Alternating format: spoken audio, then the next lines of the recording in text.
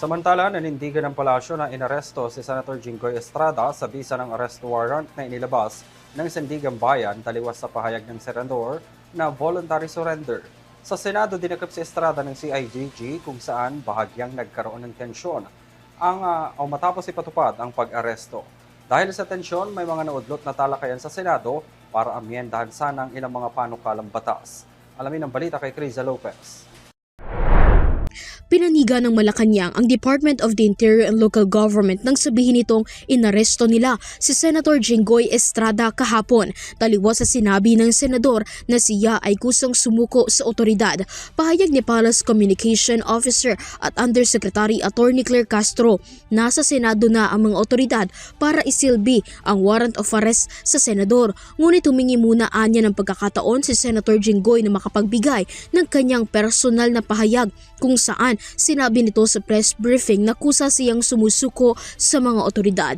Gate ni Castro, hindi raw ito matatawag na pagsuko dahil hindi naman personal na pinuntahan ng senador ang Criminal Investigation and Detection Group o kahit ang Sandigan Bayan. So matatawag po itong pag-aresto dahil hindi po voluntaryong pumunta si Senator Jinggoy Estrada mismo sa mga law enforcers, hindi pumunta sa CIDG, sa PNP, o sa korte sa Sandigan Bayan. So, tama po ang pananaw ni Secretary John Vic na hindi po ito voluntary surrender kung hindi pag-aresto. Samantala, hindi naman matatawag na obstruction of justice ang naging tensyon sa pagitan ni Senate President Alan Peter Cayetano at Interior Secretary John Vic Remulla dahil sa pag-aresto sa kapwa-senador sa loob ng Senado.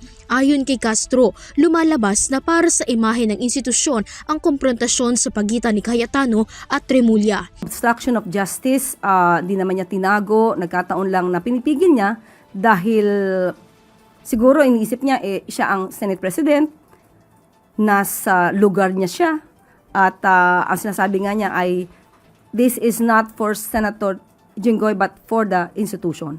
Pinaburan din ng Malacanang ang naging tindig ng minority bloc kahapon na pang-boboykot sa tungkulin ang hindi pagdalo ng majority bloc sa regular session. Kahapon sana nakatakdang talakayin ang pag-amyenda ng Anti-Hospital Detention Bill, Magna Carta para sa Barangay Health Workers at Indigenous People's Rights Act of 2097. So, hindi po kinakailangang talikuran ang sariling mandato para lang sa ganitong klaseng issue.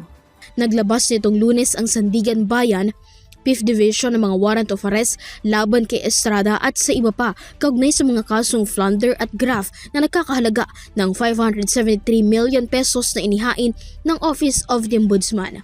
Para sa Euro TV News, Criza Lopez, sumasaludo sa bawat Pilipino.